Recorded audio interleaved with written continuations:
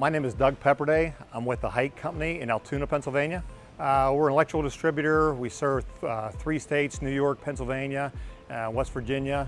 We have 1 CDC, which is here in Altoona, and we have 3 regional distribution centers.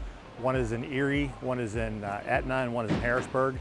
You know, we had a unit down at our Altoona store, and we were deciding if we should get it repaired or get it replaced. And when Larry explained to us what, the Encore program, we're basically getting a new unit, but there's a financial advantage going on the Encore unit. It just made sense to us. And since then, we've probably purchased about 8 or 10 on the Encore program.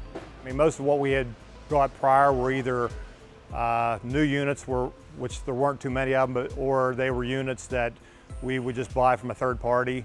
And of course, there was no, it was basically you got what you paid for. And they worked fine for a while, but then we started having the downtime and then the large repair amounts, and it just didn't make any sense anymore.